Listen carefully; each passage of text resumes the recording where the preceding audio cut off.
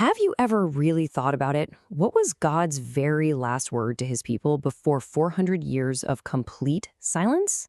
Well, today we're diving into the book of Malachi. It's the final urgent message of the Old Testament, and it is powerful. Let's get right into it.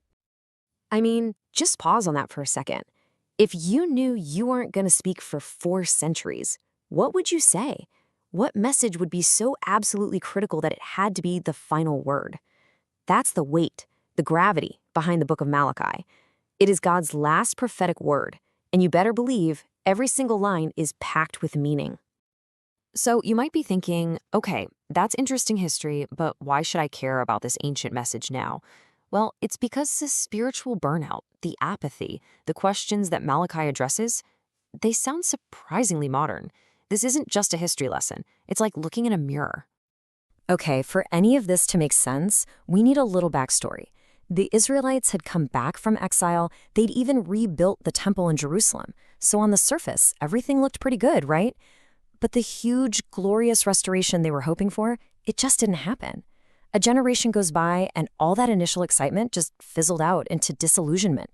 Their passion for God had grown cold. And it's right into this spiritual fog around 430 BC that Malachi shows up to deliver this message, the very last one they would hear for 400 years.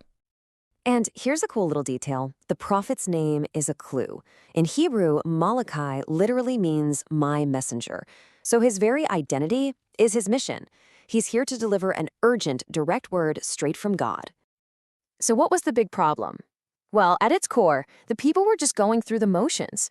That joy of coming home had soured into this lazy, comfortable faith. Their worship was just a routine. There was no heart in it. So Malachi arrives on the scene like a divine alarm clock, meant to shock them out of this spiritual sleep. But you see, this wasn't just about lazy habits or boring worship services.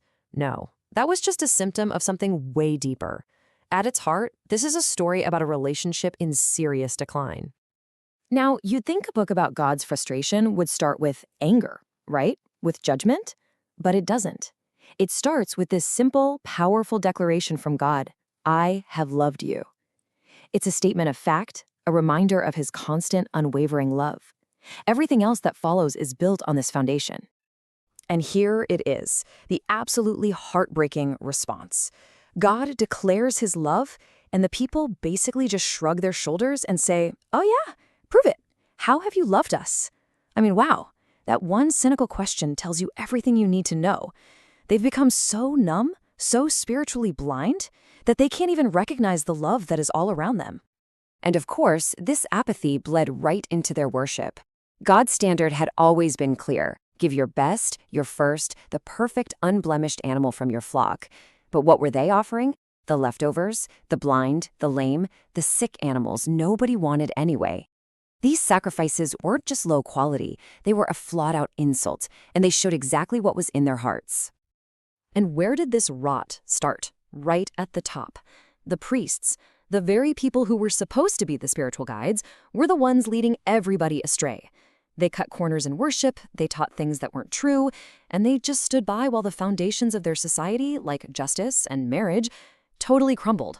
They weren't just failing to fix the problem, they were the problem. But just when you think it's all doom and gloom, the book takes this incredible turn. Malachi isn't just about rebuke. Right when the message seems its darkest, it pivots dramatically from judgment to hope, promising a new messenger and a whole new beginning. Now listen, this verse right here is one of the most important prophecies in the entire Old Testament.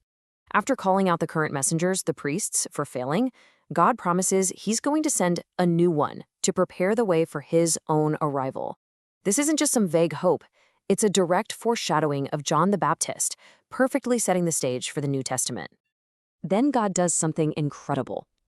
He looks at their cynicism and directly challenges it. He says, you doubt my goodness, my provision? Fine, test me. He actually invites them to prove their trust in a real, tangible way. He tells them to bring the full tithe back to the temple and then just watch. He promises to throw open the floodgates of heaven and pour out a blessing so huge they won't even have room to store it. So as we get to the end of the book, it all culminates in this vision of the day of the Lord. And this is an event with two very, very different outcomes. For some, it's a day of reckoning, but for others, it's a day of incredible restoration.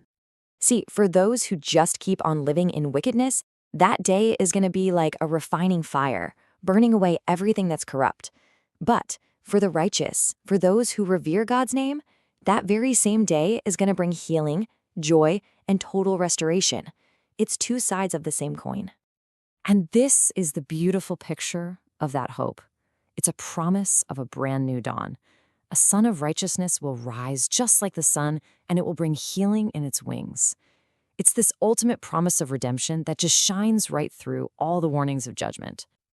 So when you zoom out, you see that Malachi is this crucial bridge in the whole biblical story. He's looking backward, telling people, hey, remember the law of Moses? But at the same time, he's looking forward, prophesying that a messenger would come in the spirit of the great prophet Elijah to prepare the way for the Lord himself. He perfectly, and I mean perfectly, sets the stage for everything that's about to happen in the New Testament. In the end, Malachi closes the Old Testament not with a period, but with a promise and a challenge. And that challenge, well, it echoes all the way down to us today. It forces us to ask, in our busy, distracted, modern lives, are we giving God our best, our prime time, our best energy, our sharpest focus? Or are we just giving him our leftovers? That's the question Malachi leaves